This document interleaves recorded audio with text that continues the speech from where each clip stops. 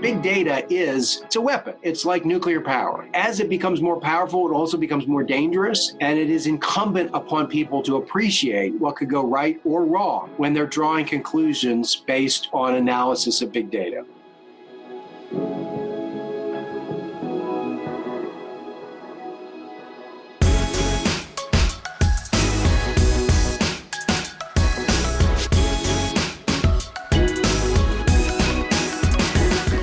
What's up, everyone? Welcome to another episode of The Artist of Data Science. Be sure to follow the show on Instagram at The Artist of Data Science and on Twitter at Artists of Data. I'll be sharing awesome tips and wisdom on data science as well as clips from the show. Join the free open mastermind Slack channel by going to bit.ly.com/Artists of Data Science, where I'll keep you updated on bi-weekly open office hours that I'll be hosting for the community. I'm your host, Harpreet Sahota. Let's ride this beat out into another awesome episode. And don't forget to subscribe, rate, and review the show.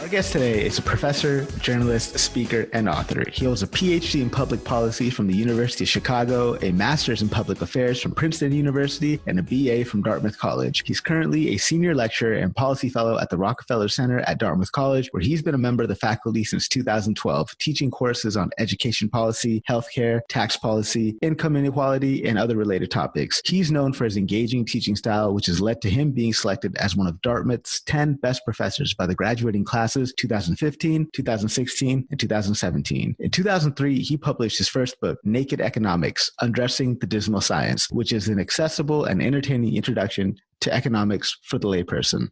Written in a clear, concise, informative, and witty style, it's been selected as one of the 100 best business books of all time and translated into 13 languages, including Arabic and Hebrew.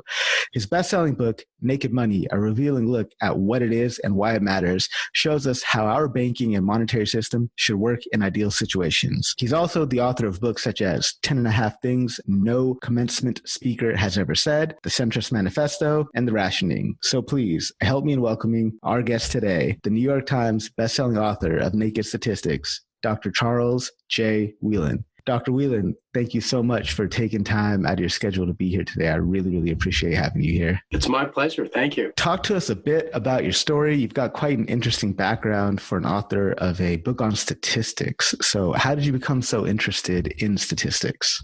I think it's fair to say that none of my books was particularly well planned. They all arose out of a perceived need where I was filling a vacuum. You pointed out that Naked Economics was my first book. I did not set out to write that book. I set out looking for someone else to write it. I was teaching a class on economics to journalists with a little statistics as well. I assumed that somebody had already written a book that wasn't a textbook, but still elucidated why we should care about economics, particularly journalists. I called my agent who was trying to sell a book on the gambling industry, which you will notice I have never written. She said, that book doesn't exist. You're going to write it. We're going to call it Economics for Poets, and I'm going to read it. And that was the beginning of a series of books where I thought somebody had already done this. They hadn't. In the case of statistics, I literally tore a statistics textbook in half because I thought that it was so opaque and so bizarrely disconnected from all the real world problems.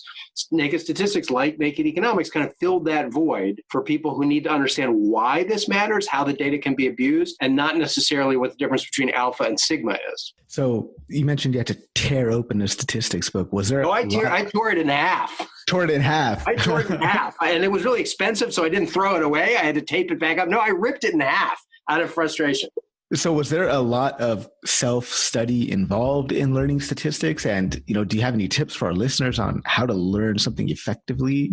This is a great question. There was a lot of self-study, but in the course of my self-study, I realized why some of the things that had been covered in my formal study were covered. And I actually was somewhat frustrated that when they were covered formally, and I had taken a lot of statistics classes, why at the time nobody connected the dots and said, okay, the reason we want to know this is because it illuminates this problem or that phenomenon, or here are 3 examples of how this procedure has been abused or used for good. So I found myself through self-study understanding more the formal study and simultaneously becoming frustrated at the way some of that formal study had been presented. Talk about illuminating it. It was really such a well-written book because, me being a graduate student in statistics myself, it's one thing to be exposed to all of the formulae and all of the kind of structure and rigor behind it. It was interesting with your book to see it applied in different real world scenarios. How is it that, you're able to write a book on statistics that is so much more interesting,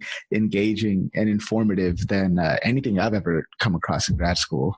I think there are 3 reasons. One is I'm a policy person, not a statistics person. In fact, when the Economist magazine reviewed the book, the first line said something like, Charles Wheelan is not a statistics expert, which is why this book is so good. The reason they said that is that people who love statistics love the methodology, they love the numbers, and they kind of assume everybody else is as adroit with the math as they are, and they kind of gloss over things that for the rest of us are not up. The second reason is what I am really good at is public policy. I care about poverty, I care about budget deficits, I care about the process for dealing with coronavirus. Obviously, statistics and data are really, really important to all of those things. So every time I approach statistics, it's with an eye towards solving those problems. So, I start with why, and then I back into how, whereas I think too often it starts and ends with how, which is not inherently interesting, at least not to me. And then the last point is I'm just not very good at math. I mean, I'm not terrible, but as a result,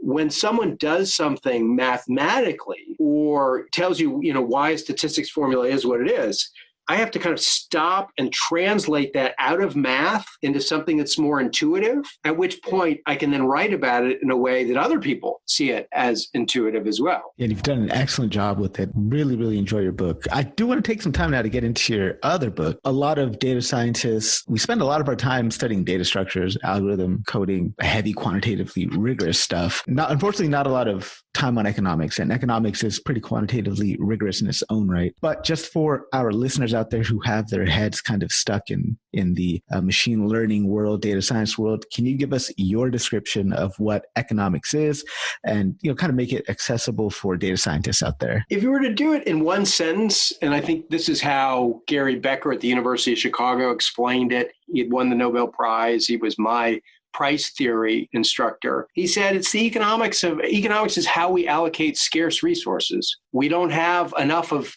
anything that we need. And we're seeing that obviously right now with personal protective gear and ventilators and a vaccine and so on. Some people are going to get those things, some people are not. That is, of course, always true. Some people have private airplanes. Most people don't have private airplanes. Some people have enough food to eat. Some people don't have enough food to eat. So the question is, who gets what we have in essentially a planned economy? Most of the people listening are too young to remember the Soviet Union, but things were not allocated by price.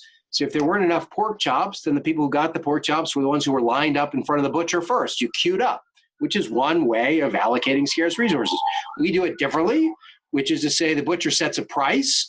Those who are willing to pay the price get the pork chops. If it turns out they sell out, the next time he or she decides to raise the price, or maybe raises the price in the moment, things for which there is a surplus, we put on sale. I mean, all these things are quite intuitive. But at the end of the day, it's about how we allocate resources. And then in the process, you can add layers of complexity, which is that process also creates very powerful incentives. If you or I create a vaccine for COVID-19 right now, we're going to be super rich. And you know what? We should be super rich if we come up with a vaccine for COVID-19. On the other hand, and I think this is a really, really important point, markets reward supply and demand. They reward something that is scarce relative to demand. That is an amoral judgment. So, for example, we're seeing right now, particularly in the United States, that people who are essential workers, we are saying literally, like, we cannot function without you, are being paid less than people who are sitting at home doing relatively nothing, making a lot more money. So markets are not a value judgment. They don't tell us what's right. They just tell us what's going to happen when people act on their own preferences. How does the study or application of economics, how is it going to be different or the same now in the era of big data, maybe more so than it was 50 years ago? In some ways, it won't be different. The basic trade-offs are always there. I mean, if you think about something as fundamental and important as pollution, 50 years ago, the pollution problem was water quality. The reason we had a water quality problem is that people just dump things in our rivers and our lakes. You may or may not be familiar with the impetus for the American Clean Water Act, which, there are people of good mind advocating for years to clean up our rivers and lakes, but it didn't become politically palatable until the Cuyahoga River in Cleveland caught on fire. The river caught on fire. Now, that's the signal to the rest of the country, like, I think we have a water quality problem when a river catches on fire. Now, what would economists say? Well, the reason you have a water quality problem is that people don't fully internalize the costs of their behavior. If you dump paint into a river, it poisons maybe hundreds of thousands of people. You may be one of those persons, but you only bear a tiny fraction of the cost. So you're going to behave in a way that is inimical to the interests of everybody else. Environmental problems have always been that, an externality. Now, you fast forward to climate change, it's a different pollutant, carbon, but it's the same problem. So, in some ways, nothing changed, which is why I think economics is so important. If you understand the basics, I can fast forward you to 2080. I don't know what the problems are going to be, but I suspect the Econ 1 textbook is still going to be pretty darn important. Now, what changes? Well, big data, and again, statistics is just patterns. It's just pattern recognition. And big data allows us to see more patterns more cheaply. So, again, the underlying statistics won't change, but our purchase on the data will. If you think about crime, for example, we've always had crime data. It's just that they were in the basement of the police station in a filing cabinet. So nobody could take all those filing cabinets, add them together, and look for patterns. Now we can. So again, it's kind of the old married to the new in a way that if we use it right, can give us insight into things that we care a lot about. Big data, machine learning, and AI are becoming more and more ubiquitous in nearly every aspect of commerce. What's the implication of this on, Adam Smith's invisible hand? I don't think it changes Adam Smith's invisible hand much at all, in the sense that the fundamental incentive hasn't changed at all. He said it wasn't the butcher or the baker out of their good intentions that fed us. That's not going to change again. Whoever's making the vaccine could be a very generous person who cares a lot about humanity, or they could be the most avaricious, selfish person you've ever met. They're both going to work really hard on a vaccine. So I don't think that changes much at all. I think what changes with big data is that, like all statistics, it's a powerful weapon. And I use the word weapon quite deliberately. It is like fire or a sharp knife or dynamite, which is used properly, it really can be put to great effect. Used improperly, you can do some enormous damage. I think it's probably more important than ever that people appreciate the use and misuse of big data, because anybody can do the analysis. Something that used to be the province of somebody who had access to a mainframe computer, you can now probably run on your phone. The question is, do you have the understanding of what those patterns are and what the erroneous conclusions might be? And if not, then you're going to come up with some very dangerous conclusions. Tongue-in-cheek question here based on the title of one of your other books, Naked Money. What is money and why does it matter? Money is one of the strangest things you are ever going to encounter. If we were doing video rather than a podcast, I would show you the $100 trillion bill that I have on my desk from Zimbabwe. Now, that I bought it on eBay for about $20. Most of that, I think, was shipping and novelty value. Money is not the paper bill in your pocket. It turns out that paper bill can be used as money, but money is really an agreement between people that something has value. If I show up and I rake your lawn, I don't know, do people rake lawns in Canada? I assume they do. I come and I rake the leaves. And I say, you know what? It took me 2 hours. You owe me 2 hours worth of labor. And you say happily, of course. And you write something down, this is worth 2 hours of labor. All right, well, that could be money. If I then, it snows heavily here in New Hampshire, just like in Canada, and I say, boy, I don't really want to shovel my driveway, but I've got this certificate worth 2 hours of labor, and I give it to a neighbor, not to you, I give it to a neighbor. And I say, you know what, I rake the lawn, and this is, if you take this back to the guy whose lawn I raked, he'll do 2 hours for you. We've created money, right? So it tends to serve three different purposes. It's a store of value. So in this case, it's that 2 hours of labor. It's a medium of exchange. For example, if I wanted to buy pork chops, it gets a little more complicated, but I might go to the butcher and say, hey, you want your yard raked? Here's 2 hours worth of raking. Give me the pork chops, right? And so whether it's gold or diamonds or currency or Bitcoin, you can shop and do things like that. And then the last is it tends to be a unit of account. This is one where our 2 hours of raking kind of falls down. It tends to be the way that people think about the world. So if I say, boy, I'll give you one used Camry, 11 hours of raking, and 3 bags of dog food for something, you're going to be like, well, how much is that worth? You're going to be doing all these calculations. Whereas if I say, it's going to be 113 Canadian dollars, you know exactly how much that is worth. And so you can use lots of different things to serve those 3 purposes, but anything that doesn't do those three things fairly well will probably lapse as a source of money.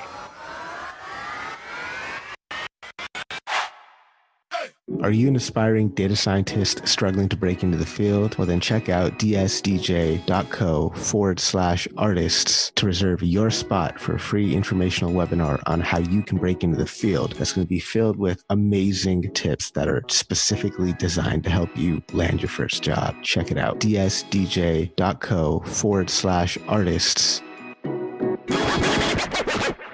Somebody I'm a big fan of, Naval Ravikant. I'm not sure if you're familiar with him. Pretty much what he says is that money is essentially an IOU. Like, okay, thank you. We owe you something in the future for the work that you did in the past. It's a little IOU. Let's call that money. It's exactly what it is. And you can see why it collapses. If people lose faith, right, you move out of the neighborhood, nobody really wants something saying that you're going to rake my lawn for 2 hours. And, if I move to a different town, I say, this guy in Canada will come rake you. Like, who is he? So a lot of money does come down to credibility. We can talk about Bitcoin and those kinds of things, but most modern currencies, historically, they derived their value from the fact that they could be redeemed for something that did have intrinsic worth. You could show up and people would give you gold. And therefore, that was what I didn't have to trust as long as I thought I could get my gold. Now, it turns out if the bank is fraudulent or isn't keeping its accounts on the level, then you might not be able to get your gold. So even under that standard, trust was involved. Nowadays, you take your dollars to the Bank of Canada or to the Federal Reserve, you'll get a whole lot of nothing. I mean, you can bang on the door. I'm not even sure they're going to let you in. They're not redeemable for anything. But why do they have value? Well, because there are years and years in which those central banks and others around the world have worked very, very hard to maintain the purchasing power of those pieces of paper. That is not a negligible accomplishment. Due to our current global situation, every place I go to now, really only the grocery store, no longer accepts paper physical currency. They're instead shifting to contactless forms of payment. What, if any, implications does this have for the future of money? Relatively little. If you think about it, in some ways, it's not any different than switching from dollars and cents to writing checks. I mean, writing checks is just a paper version of the digital transfer that you're doing now. They both say, hey, transfer money from my account to his account. The unit of account hasn't changed at all. Our central banks are still defining the dollar, whether it's going through the ether, whether it's coming out of my pocket, whether I'm writing on a check. They're still maintaining the unit of account. All we've changed is kind of the means by which we keep track of those accounts. We can either do it physically by stacks of dollars in my basement. We can do it on paper with checks where the bank just kind of takes out a ledger and moves money from my account to your account when they get the check. Or we can do it digitally, which is just really a fancier version of the check. That doesn't change at all. And we should point out that those kinds of digital transactions are very different than digital currencies like Bitcoin. Because when you take your debit card to the grocery store and they swipe it, it's still in dollars, and the federal government is still overseeing that currency and those transactions and the security and everything else. Bitcoin is an entirely different unit of account, which bounces around in value all the time, by the way. It makes it relatively poor for doing commerce. That is an entirely different currency, not just a different way of transacting with the currency that we've already had. How do you think the future will be impacted by these digital currencies like you're mentioning? What implications will this have for society? I'm told by people who know more than I do about this that the underlying technology, the blockchain technology, is very valuable because it allows for the sharing of information without a central mediator. So you can bypass, for example, the bank or the entity. If you're trying to transfer money to your family in El Salvador, you used to have to go to somebody who would take 2%, Then they would wire something to the bank in El Salvador. They might take another commission there. Even a credit card is just a different form of a short-term loan. You go pay by credit card. The store then reaches out to Visa or to MasterCard. They mediate the transaction. My understanding is the blockchain gets rid of that mediator, which has all kinds of potential implications, not least that you don't have to pay a fee to somebody to deal with it. It can be distributed in ways that are lower cost, higher trust, and so on.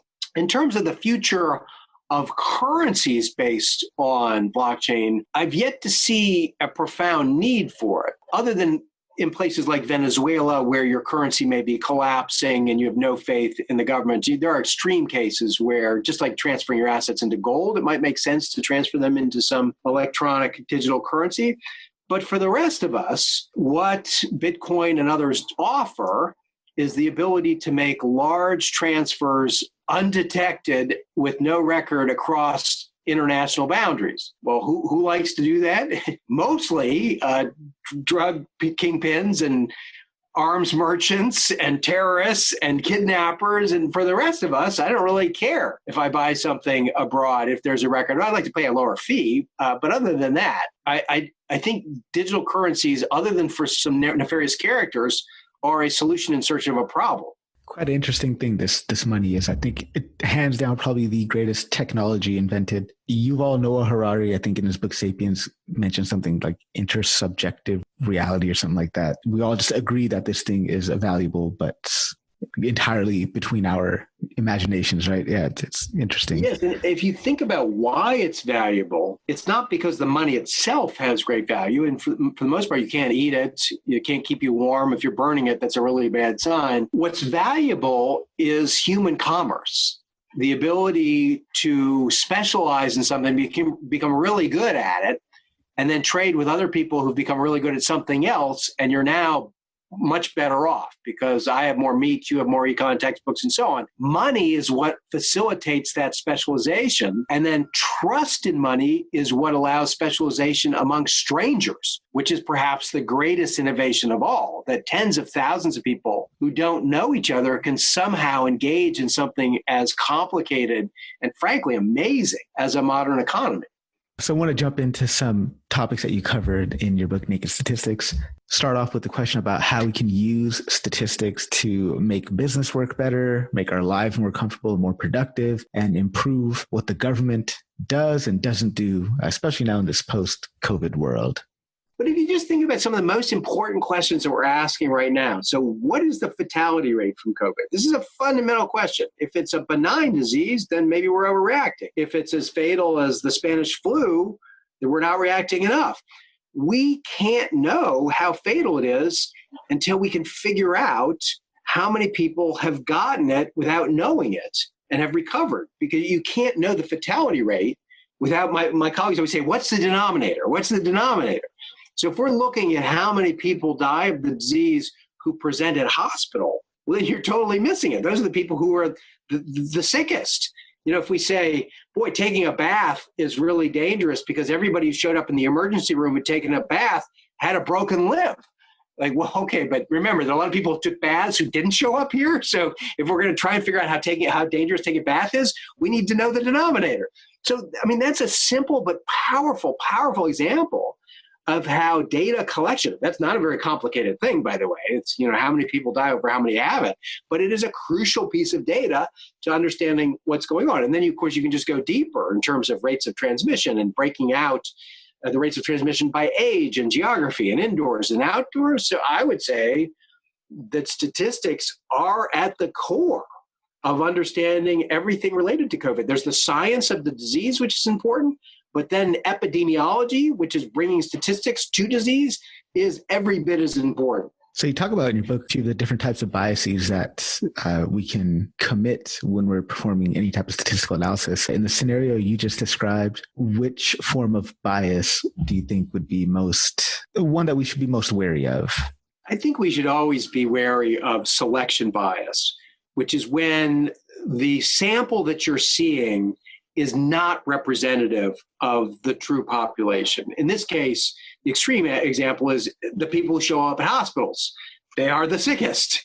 We may, for example, find that the disease, I think we are finding that it is more dangerous for men than for women. Or maybe there's an underlying biological difference there.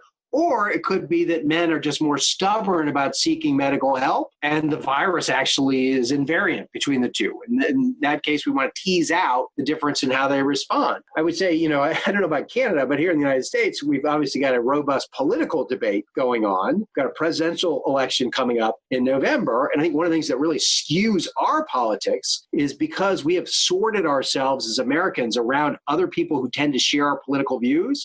We are all living selection bias. We've kind of selected news that reinforces our views, neighbors who tell us what we want to think, social media who kind of repeat our brilliant thoughts.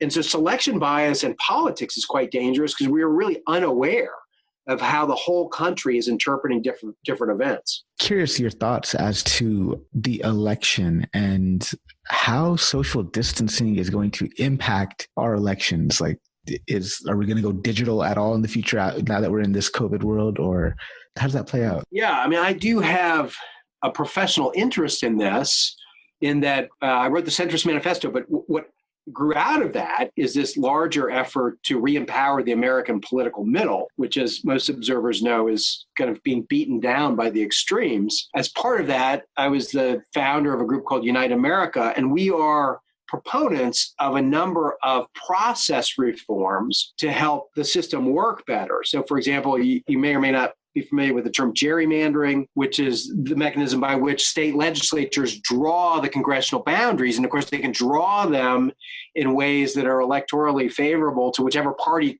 controls power. That's why you get these crazy looking congressional boundaries in the United States. So we're working on processes to put an end to that, independent redistricting commissions and so on.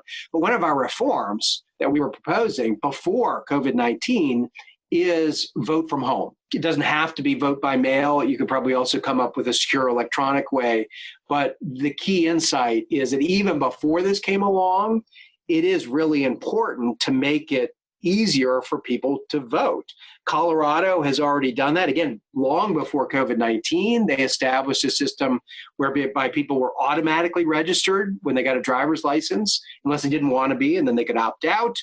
They automatically were sent a ballot for every election, which they could return by mail if they wanted, or they could bring that ballot to a polling station, or they could bring it to any other polling station. That turns out that I don't think it favors Republicans or Democrats. That, of course, has been the debate here, but it does favor young people because they're more likely to vote. It favors independents and those kinds of things. My view is that broadening the electorate is a good thing, and that vote by mail, which is proven secure, is an effective way of doing that. A few more questions based on naked statistics. I want to start with, why are humans so bad at appreciating and conceptualizing probabilities? Humans are hardwired to live in caves and run from snakes, and fire. In other words, our brains have very successfully evolved. The reason you and I are alive is because our relatives, when a snake slid through the grass, didn't say, hey, let's lean over and take this home and see whether this is poisonous or not. People who did that aren't with us anymore. Their genes were eliminated. Hey, this is fire. What happens if no, don't do that. Those are immediate, palpable threats. As a result, we're less good at more abstract, long-term threats. Climate change, for example, is the opposite of fire. If your garage is on fire, you're going to run immediately. Climate change, it doesn't seem that much different than yesterday. I don't think there's a risk here. So the brain has developed weaknesses as well as strengths. It turns out that abstract concepts like risk are also prone to those kinds of mistakes for assorted reasons. I think behavioral economics is a major step forward, and people who are interested can read more deeply about why we make these mistakes. But for example, many people are afraid to fly. Almost nobody's afraid to drive. In the United States, I think driving something like, depending how you measure, 1,000 times more dangerous than flying. My understanding is there are a couple of reasons that people are afraid to fly. One is they read in the newspaper about plane crashes. They almost never read about car crashes, even though in the United States, 40 or 50,000 people a year are dying in cars, and probably only some years no plane crashes, and some years several hundred people are dying. But those are what you read about, so that gets anchored. The other is I think there's some sense of control. We have a sense that when we're driving, we're in control, even though from a statistical standpoint, you'd rather have the pilot flying a plane that's regulated heavily by lots of governments. But that combination of control, what we're exposed to, and other things explains that we're just not really good at appreciating risks. And then there's some things that combine two of them. So for example, things like smoking and sun exposure, which are quite devastatingly dangerous, are long-term harms that you don't read about very often. And therefore, you're more likely to be worried about being abducted by ISIS or something like that, where there's almost no chance that that's actually going to happen. There's a lot of reason for it, but the short one is that our brains just aren't as good as they should be at dealing with modern risks and the tools by which we use to evaluate those risks. So for data scientists who are working with vast quantities of data, why is it important that we cultivate an intuition for what probabilities represent? I think it's essential to making better decision makers out of our electorate. So just today, for example, I read about somebody who was trying to quantify the harm being done by COVID-19 in terms of plane crashes. I can't remember the exact number, but it was, 9 or 12 or 13 plane crashes a day. And again, if you're in a place that's not directly affected or you don't know somebody who's died, when someone says, boy, 100,000 people have died in the United States, it's just so abstract that it doesn't directly affect you. So by putting it in terms that people do understand the tragedy of a plane crash, maybe you can motivate action. The same is true with something like malaria, which kills hundreds of thousands of people every year around the globe, but it's not really a first world problem. And again, others have tried to emphasize in ways that are understandable to our reptilian brain why we should care about this. But if we don't do it, then we can't expect the electorate to support things such as efforts to ameliorate climate change if they don't appreciate in the present that long-term risk. Why shouldn't we buy the extended warranty on the $99 printer? Usually, so the extended warranty is just a kind of insurance. It's no different than life insurance or car insurance. You're just insuring a different product over some term. You should always buy insurance if the outcome you're insuring against is something that you cannot tolerate, either because of your willingness to take risk or because it's going to destroy your life. So why do I insure my home? Because if the house burns down, that's the amount of money that I don't have sitting around and that would change the life of my family. Do I think my house is going to burn down? No, I do not. I had some concerns last night because my daughter had a bonfire in the backyard, but that's the exception. For the most part, why would you buy life insurance? If you think your family won't be able to send the kids to college or won't be able to survive without you, I've canceled my life insurance. Why? Because my kids are now almost out of college. My wife has a good job. If I go, I don't plan on it, but, they don't need it. So it's not worth the premium. It was really important when I was 30. All right, so back to the extended warranties. If the toaster oven breaks, your $89 toaster oven, is this going to change your life? And I hope the answer is no. You don't need to insure against it. And then we take the second piece of it. Remember, insurance companies, including whoever's offering you the extended warranty, are for-profit companies. They've run the numbers.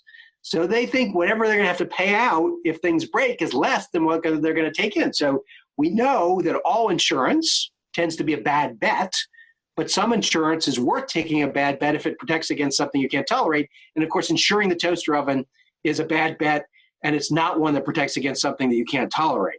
Once upon a time, I used to be an actuary, and I did warranty pricing, just coming up with premiums for warranties. Yeah, don't buy them. There's a reason they hawk them so aggressively at the counter. And it's not because they think they're doing a great job for you. Kind of shifting gears here, I want to get your perspective on this. A lot of up-and-coming data scientists and just data scientists in general, they tend to focus primarily on hard technical skills, rightfully so. It's exceedingly important for the work that we do. But, they think that is what's going to separate them from the rest of the world, the rest of the competition. So what are some soft skills that data scientists are missing that you think are really going to help separate them from the other data scientists out there? I am a huge proponent of the liberal arts, which is to say that even if you are very technically oriented, you have got to have an awareness of sociology, psychology, great literature, and the like. And the reason is that the hard questions, things like income inequality and why people are poor and why humans do what they do, are wrapped around everything that on its face might seem like just a data issue. And if you don't have a greater appreciation for those big questions, you're going to miss some things. So, for example, I heard a commentator say something that was probably a little snarky about Facebook, and in particular about its founder, and she who dropped out of college to found Facebook. And her point was, well, maybe he should have stayed in college at Harvard, because then he would have had a greater appreciation for Russian motivation and how fake news can affect society. And there are all these other big issues that Facebook has stepped into. Now, I think the comment's unfair because I'm not sure another year at Harvard is going to solve these hard problems. But I think the point is nonetheless valid, which is, wow, if you're going to be as powerful and prevalent as Facebook, you better be thinking long and hard about freedom of speech and hate speech and why hate speech exists and international relations and what the Russians want. Because if you don't, then you can be the greatest coder in the world and you are completely blind to what you're the guy carrying the dynamite around saying, hey, isn't this great? Look what happens when you light the fuse, right? You haven't read the safety label. I'll give you a perfect example of a policy problem where I think data can be really helpful or make things worse. And that is bail reform. So I don't know, in Canada, if you commit a crime, I don't know if you have bail, but in the United States, if it's a really serious crime, they just send you to jail until your trial comes up. But if it's a more minor offense and they don't think you're going to flee before trial, then you post some money and then you come back to your trial. Well, what's important here is figuring out who's going to flee and who might commit another serious crime while they're on bail. And we have data on that, right? We've got decades and decades of records. And the question is, can we use those records to create a more humane bail system? Because you really don't want to hold someone in jail who doesn't have to be held in jail. Because remember, they haven't been found guilty yet. It's inhumane, it's harsh, they have to quit their job, and of course, they might be found innocent. So let's look at the data and see who should get bail or not. And maybe, by the way, that'll liberate us from some of the racial stereotypes that have been perpetrated. So if we find, for example, that people of color are less likely to get bail for similar crimes, then the data will set us free. All right, well, that's good. But let's suppose that while people are on bail, there's certain groups who law enforcement are more likely to prey on. So we say, well, this group, they seem to commit more crimes while they're on bail than somebody else. Well, if the way we're policing isn't fair, then our data may actually just be reflecting a problem, not illuminating it. And so we may say, well, don't give those folks bail, when in fact they are equally deserving. So if your data reflects some underlying problem, then any model you build from those data will just embed it more firmly in cement. So, on the other hand, maybe that's not the case, and we can come up with a more humane bail system, but you got to be really careful about the system that generated those data before you make conclusions using it. Your statistical methods, by the way, may be terrific, but this isn't about statistics. This is about law enforcement and the behaviors that generate the data. That's why I think it's super important to have an awareness of all the different types of biases that you can commit. What's up, artists? Be sure to join the free open mastermind Slack community by going to bit.ly.com/artists of data science. It's a great environment for us to talk all things data science, to learn together, to grow together. And I'll also keep you updated on the open bi-weekly office hours that I'll be hosting for our community. Check out the show on Instagram at the Artists of Data Science. Follow us on Twitter at Artists of Data. Look forward to seeing you all there.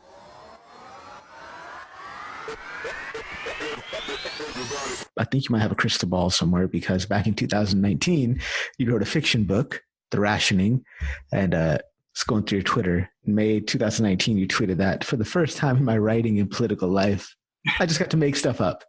Right. It turns out I wasn't really making stuff up.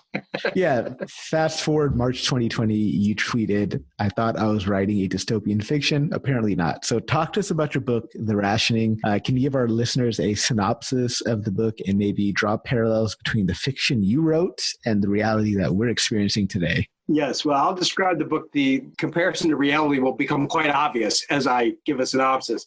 This is a book, novel, my first fiction, that takes place in the near future. I think it's in the late 2020s. A pandemic has broken out. There's a virus that's not fully understood.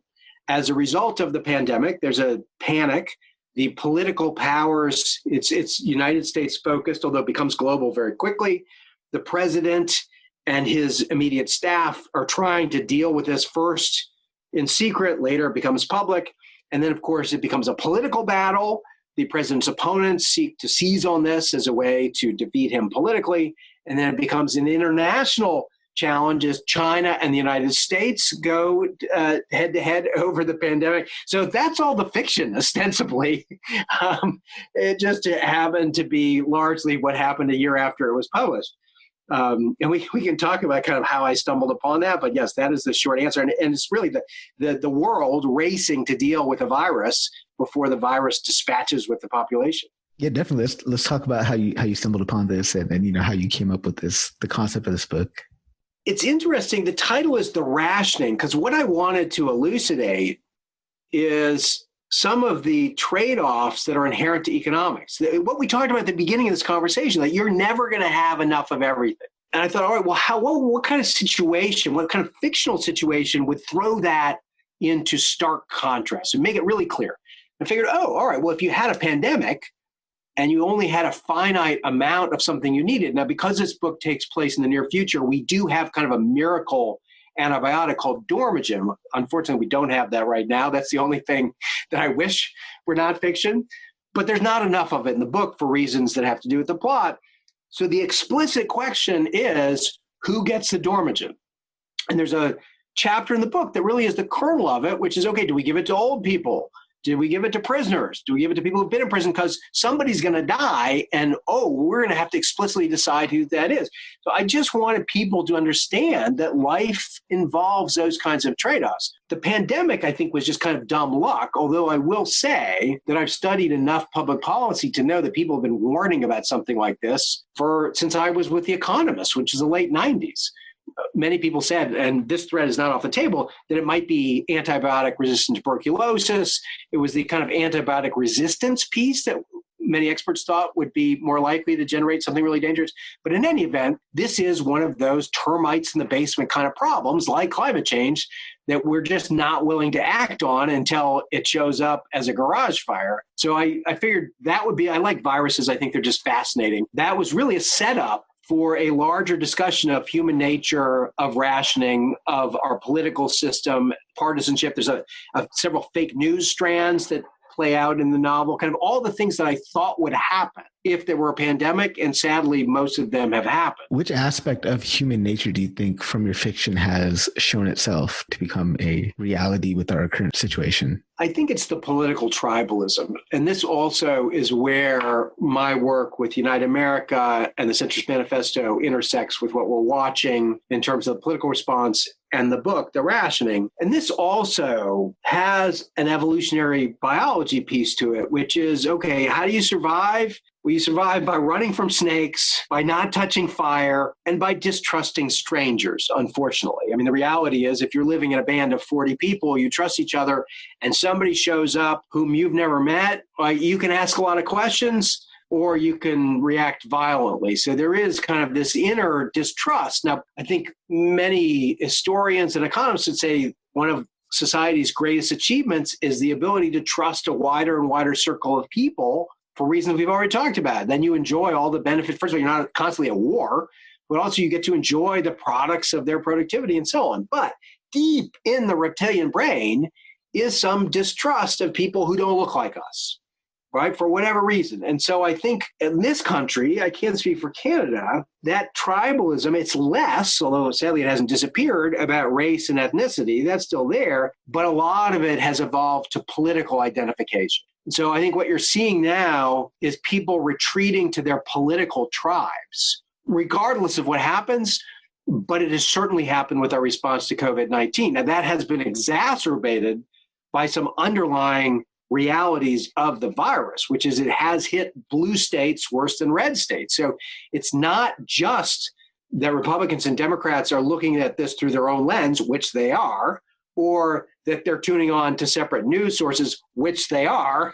It's also that what they're seeing outside their doors is different in response in terms of the virus. So all of those things lead to the hyper-partisan reaction that we're seeing, which obviously doesn't serve us when we're dealing with a public health problem, not one that's inherently political. Thank you so much. That was very, very insightful. So we've got the last question here before I jump into the lightning round. What's the one thing you want people to learn from your story?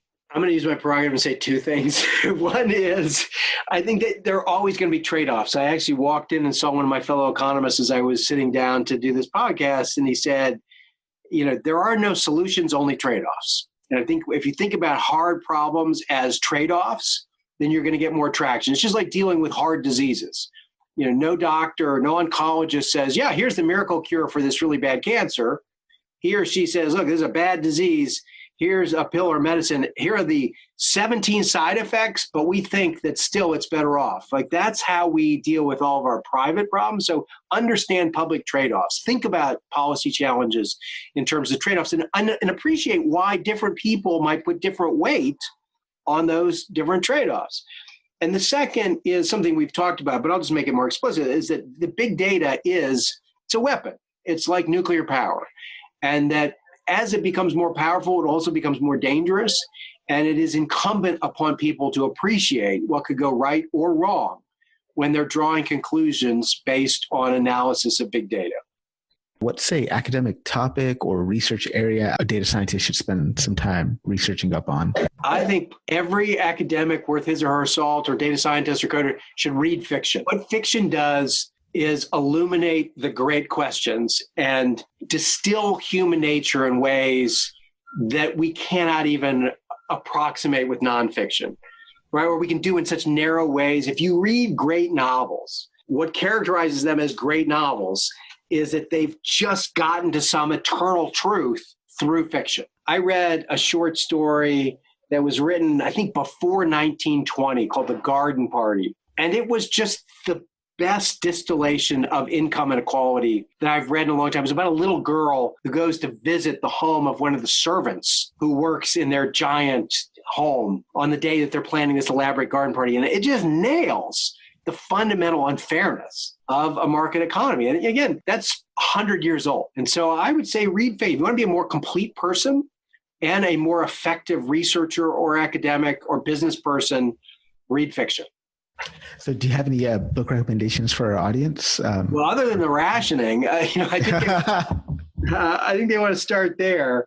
I'm a big Somerset Maugham fan. He's somebody who writes a lot about human nature. If you read his short stories, they're set in the South Pacific. A lot of them, they deal with colonialism and clashes that are rooted in racism and other things. And boy, they really push to the surface, often in a surprising or any entertaining way, some human truths. And his novels, I think, get to the same. Just storytelling in general is an important skill, I think, for anybody working in a data-related profession. That's something that they should possess, right? So you kind of pick that up through reading fiction as well. So that's awesome. Thank you so much. So what are the 11th and 12th things that no commencement speaker has ever said?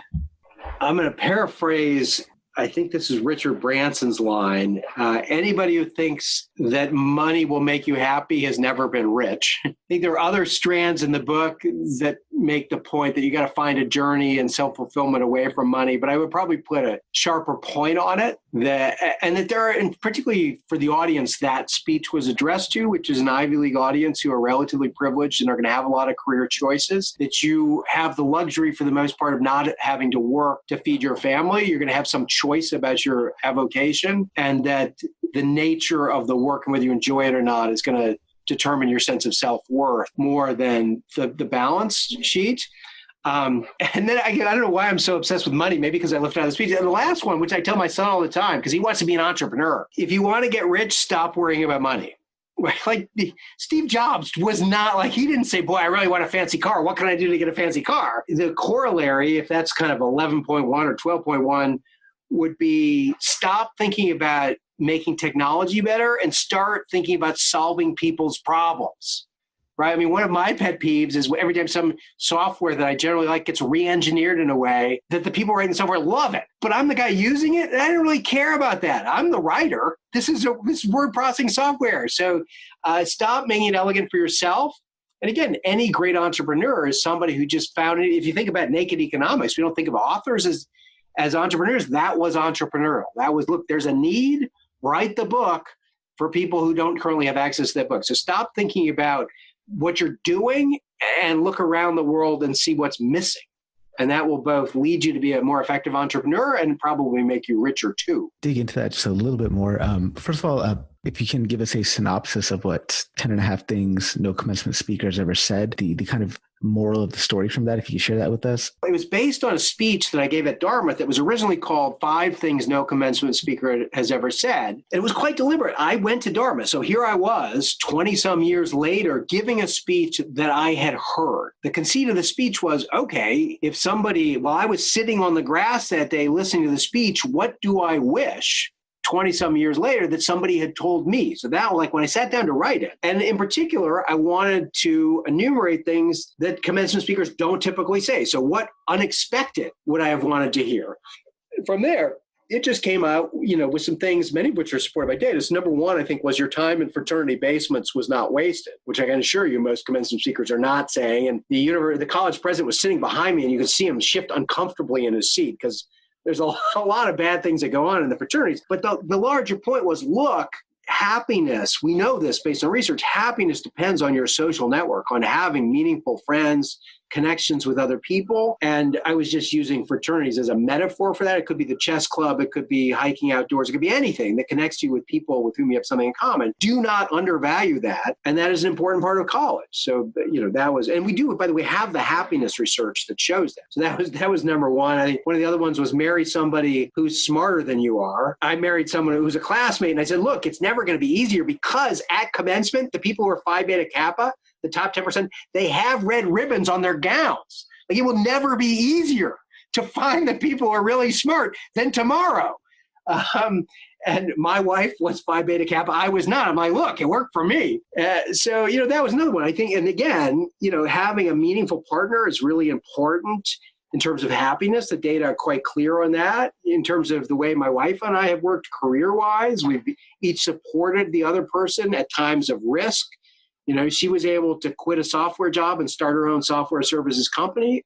I was able to get my PhD, which is a long slog without income. Later on, she was able to go back and get her teaching license. So it just feels like we've been able to do yin and yang. So that was another one. But they were kind of in that spirit, things that were mildly surprising, but usually supported by either life experience, data, or both. Follow-up question to that, based on what you were saying earlier about entrepreneurship and how if you're going to become an entrepreneur, think more about solving a problem instead of getting rich. What are some qualities that an entrepreneur can start cultivating, or a would-be entrepreneur could start cultivating within themselves to make that happen? I think one is intellectual curiosity, just understanding how the world works, why people do what they do. The second is clearly passion. If you look at the early tech entrepreneurs, it's because they care deeply about something. The personal computer in the case of Bill Gates, computing married to design, and a consumer-friendly facing product in the case of Steve Jobs. I mean, these weren't somebody sitting around saying, how can I get rich? These were deep-seated passions married to lots of personality traits that are associated with success. So, and then I think also some competence in an area of study. So I couldn't have written an economics book if I didn't have a PhD in public policy and hadn't spent a lot of time writing. So you also got to be pretty good at something. But I think that marriage of capacity with intellectual interest, with passion for some subject is usually at the heart of what leads to some entrepreneurial breakthrough. So if we can get a magic telephone that allowed us to contact 20-year-old Charlie, what would you tell him? First, tell us what 20-year-old Charlie was up to, and what advice would you give him to get him through whatever he was going through at that moment? I think first thing I would say is, yes, you will become a writer. Just stick with it. My mother, who is a wonderful person, but not always the most willing to challenge the status quo, used to tell me, like, stop writing in your journal and focus on your schoolwork, right? Because that was clearly a passion that had evolved. By the way, I've kept a journal ever since I was 19, 18, 17. To this day, there are volumes and volumes. So really, that was my passion, and she just couldn't understand how I was going to turn that into a professional career. So I think I tell the 20-year-old Charlie, like, you're right here. Stick with it. Don't let them beat it out of you. And then I think the other thing I would say is continue to buck the trend when you think it makes sense. Most people, my classmates mostly went on to do consulting and finance. There was nobody in my immediate peer circle who got a PhD. My parents didn't know anybody with a PhD. They thought it was somewhere between a curiosity and an insane thing to do. In fact, it was exactly what was important to set me on a career path where I could be a writer and have deep substantive knowledge of something. So I think at age 20, I had this sense that people were running in a direction that I didn't want to run. And there was a herd mentality. And a lot of people telling me, like, get with the herd. It does take some courage, I think, to step aside and say, no, I want to go over that direction. So I think I would encourage that 20-year-old to stick by my guns. Some really good advice even today. I mean, I think like for me, for example, like, I'm Indian male, grew up in an immigrant family. There's only 3 career choices: doctor, lawyer, engineer. And now it's like the internet has opened up the space of possible career choices in such a way that my parents can't even fathom it, right? I remember I lived in Chicago for a while, I went to grad school there, and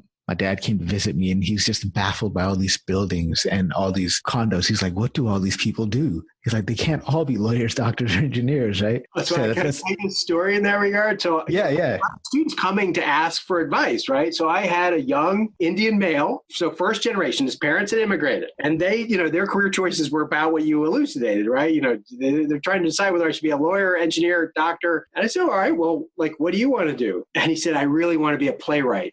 I thought, oh, dear God, like I can only imagine. And I said, well, then you should try and be a playwright. But I imagine him going back and telling his parents, well, Professor Wheelan said I should try and be a playwright, and imagine them storming my office. But, you gotta do what you want. And I think the other thing is, if at some point lots of evidence suggests you're not very good at playwriting, then you got to pivot.